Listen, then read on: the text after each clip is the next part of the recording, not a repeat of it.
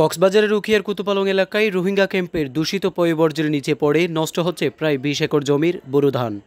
ফলে আর্থিকভাবে মারাত্মক ক্ষতিগ্রস্ত হয়েছেন স্থানীয় সাধারণ কৃষক। সরেজমিনে গিয়ে দেখা যায় গত কয়েকদিন কালবৈশাখী বৃষ্টির কারণে উপজেলার রাজাপালং ইউনিয়নের ৯ নম্বর ওয়ার্ডের লম্বাসী এলাকায় বিপুল পরিমাণ জমির বোরো ধান বর্জ্যের নিচে পড়ে আছে। বেশ কয়েকটি ক্যাম্পের রোহিঙ্গাদের দূষিত বর্জ্য ধান খেতে এসে সাইলাপ হয়ে যায়, যার ফলে নিমিষেই শেষ হয়ে গেছে কৃষকদের লালিত স্বপ্ন সোনার ধান। তাদের দাবি, গত ২ দিনে বছরের প্রথমে অল্প বৃষ্টিতে রোহিঙ্গা ক্যাম্পের বর্জ্য বেশে এসে নষ্ট হয়েছে প্রায় ২০ একরের বেশি জমির পাকা ধান, কিন্তু সমস্যা সমাধানে কোনো উদ্যোগ নাই বলে অভিযোগ কৃষকদের। জমিনের বেশি জমি নষ্ট হয়ে যায় গই রোহিঙ্গা ড্রেনের পাহাড়ের পানি ভরি ফুরারি ভরি ফসলা ভরি গাছ গোছলা হাইমকোলা খোলা ভরি গেলে এখন তারা ব্যাগিং গড়ি গেলে ব্যাগিং ড্রেনের ফেলাই যে এখন ড্রেন একটু বাই এখন আর বিভিন্ন আমরা রোহিঙ্গার কারণে খুব ভোগান্তিতে আছি।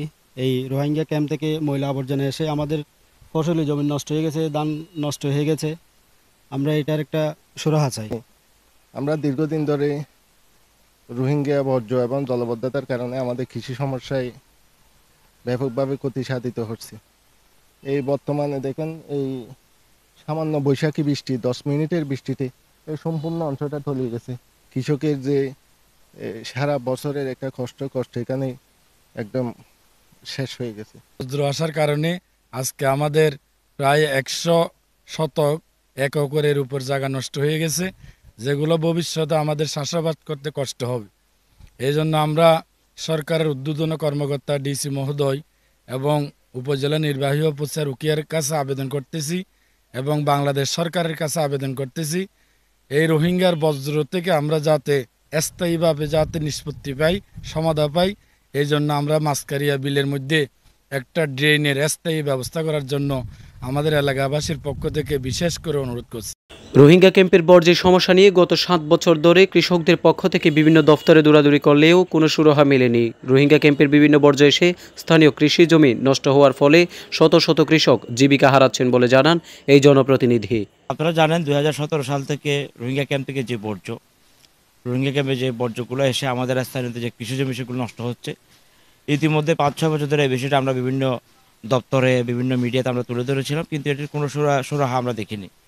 অর্থাৎ সুন্দর একটি সমাধান আমরা আশা করেছিলাম। বিশেষ করে আমরা ত্রিপল আসি মহোদয়, এরপর আমাদের জেলা প্রশাসক মহোদয়, ইউনো মহোদয় সবাইকে আমরা অবগত করেছি এবং সংশ্লিষ্ট যে ক্যাম্প ইনচার্জ ওনারাও ব্যক্তিগতভাবে বিষয়টি জানেন।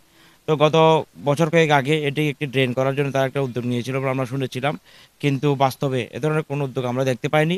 সর্বশেষ গত কয়েকদিন আগে যে বৃষ্টি এখানে শুরু হয়েছে, এই বৃষ্টি শুরু হওয়ার পরে আবারও নতুন করে যে বর্জ্য সেটি আবারও কৃষি জমিতে পড়া শুরু করছে। এখন আপনারা জানেন ধানের মৌসুম, এখন যে একদম পাকা ধানের উপর এই বর্জ্যগুলো চলে এসেছে। সলিড ওয়েস্টগুলো কালেক্ট করে এগুলো এক জায়গায় নিয়ে রিসাইক্লিংয়ের উদ্যোগ নেওয়া হয়েছে বলে জানান এই কর্মকর্তা। বর্জ্য ব্যবহারের ক্ষেত্রে এবং যত্র ফেলার ক্ষেত্রে সচেতন না, তো সেই বিষয়ে অ্যাওয়ারনেস বিল্ড আপ করার চেষ্টা হচ্ছে। একই সাথে এই সলিড ওয়েস্ট গুলো কালেক্ট করে এগুলো এক জায়গায় নিয়ে রিসাইক্লিং এর কয়েকটি প্রজেক্ট নেওয়া হয়েছে। রোহিঙ্গা ক্যাম্পে বর্জ্য ব্যবস্থাপনায় স্থায়ী সমাধান না হলে ভবিষ্যতে এর প্রভাব খুব ভয়াবহ হতে পারে বলে মনে করেছেন সচেতন মহল। News desk, Cox morning.